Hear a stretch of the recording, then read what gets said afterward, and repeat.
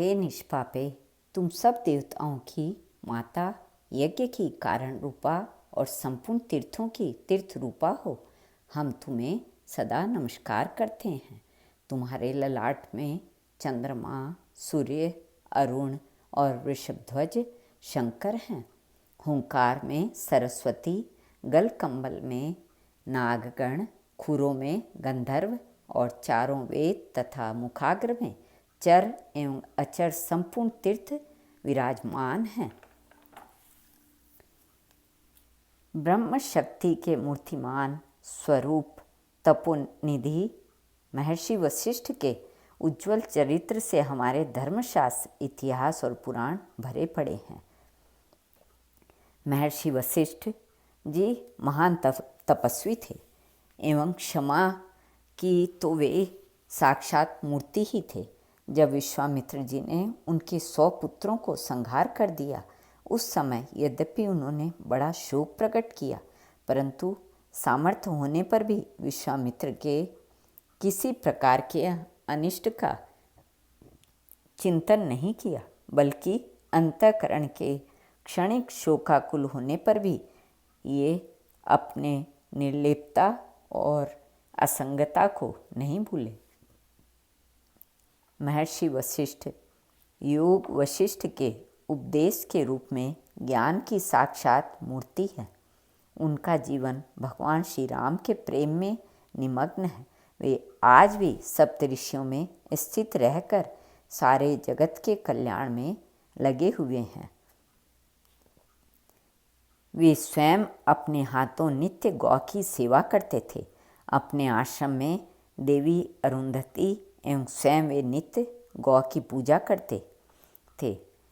गौ की कितनी अनंत महिमा है तथा गौ सेवा क्या है, इसका क्या फल है, वे भली भांति जानते थे। इसलिए नित्य वे गायों का सानिध्य चाहते थे। महर्षि वशिष्ठ आद्य आचार्य ही हैं।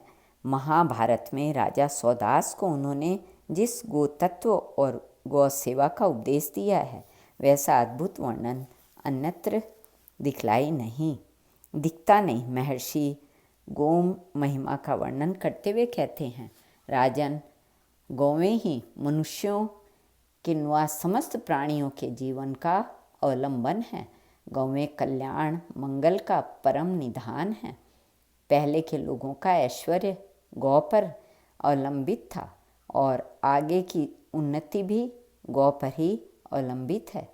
गौवें ही सब समय पुष्टि का साधन है। महर्षि वशिष्ठ ने अनेक प्रकार से गौ महिमा का तथा उनके दान महिमा की बताते हुए मनुष्यों के लिए एक महत्वपूर्ण उपदेश तथा एक मर्यादा स्थापित करते हुए कहा है, गौओं का नाम कीर्तन किए बिना न सोएं, उसका स्मरण करके ही उठें और सवेरे शाम उन्हें नमस्कार करें। इससे मनुष्य को बल और पुष्टि प्राप्त होती है। प्रतिदिन गौओं का नाम ले, उनका कभी अपमान न करे। यदि बुरे स्वप्न दिखलाई दें तो मनुष्य गौ माता का नाम ले।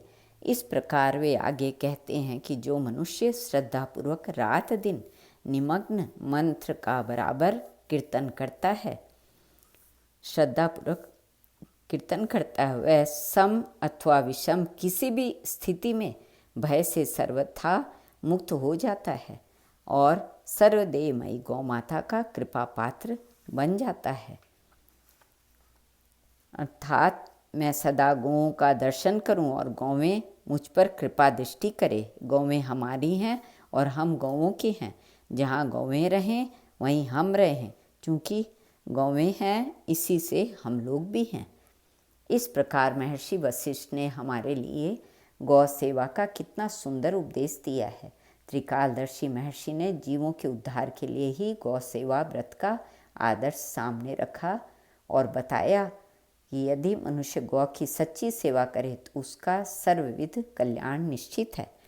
एक बार क्षत्रिय राजा विश्वामित्र अपनी सारी सेना और वशिष्ठ जी के आश्रम से गुजरे। उनके साथ पूरी चतुरंगिणी सेना थी, जिसमें लाखों सैनिक थे। सबला कामधेनु थी, फलतः उसने सभी गौ के लिए स्वादिष्ट भोजन उत्पन्न कर दिया, जिससे ग्रहण कर सेना सहित विश्वामित्र तृप्त हो चकित हो गए और सोचने लगे, महर्षि वशिष्ठ ने ऐसी सामर्थ्य कहाँ से प्राप्त कर ली, क्योंकि उनके पास कोई अन्य धन नहीं दिखता। जब पता लगा कि यह सब सबला का ही दिव्य विलक्षण प्रभाव है, तब उन्होंने उसे वशिष्ठ जी से मांगा और कहा कि मैं इसके बदले आपको पर्याप्त धन दूंगा, पर महर्षि वशिष्ठ तैयार नहीं हुए। तब राजा ने उस सबला को जबरदस्ती घसीट कर ले जाने के लिए अपने सिपाहियों को आज्ञा दी। वे लोग उसे घसीटने लगे। सबला ने उस समय रोक कर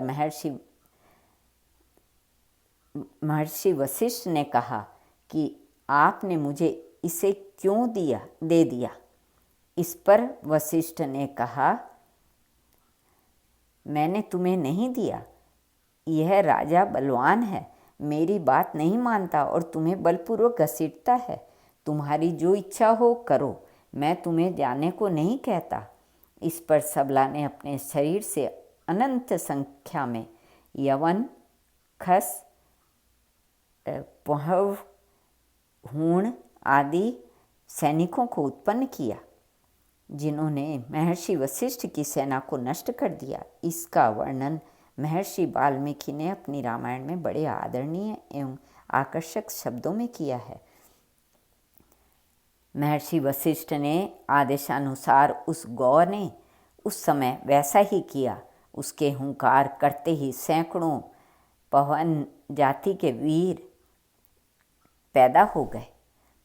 वे सब विश्वामित्र के देखते देखते उनकी सारी सेना का नाश करने लगे। इससे राजा विश्वामित्र को बड़ा क्रोध हुआ। वे रोष से आंखें फाड़ फाड़ कर देखने लगे। उन्होंने छोटे बड़े कई तरह के अस्त्रों का प्रयोग करके उस पहवक का संहार कर डाला। विश्वामित्र द्वारा उन सैकड़ों पहवों को पीड़ित एवं नष्ट हुआ देख उस समय उस सबला गौ ने पुनः यवन मिश्रित शक जाति के भयंकर वीरों को उत्पन्न किया। उन यवन मिश्रित शकों से वहाँ की सारी पृथ्वी भर गई। वे वीर पराक्रम, महापराक्रमी और तेजस्वी थे। उनके शरीर की कांति स्वर्ण तथा केसर के समान थी। वे सुनहरे वस्त्रों से अपने शरीर को ढके हुए थे। उन्होंने हाथ में तीखे शंख और पट्टिश ले रखे थे।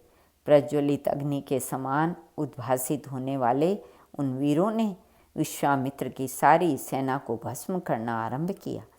महर्षि वशिष्ठ की गौ सेवा कैसी थी और गौ माता की शक्ति कितनी प्रबल होती है अथवा हो सकती है, उसकी कल्पना भी कठिन है।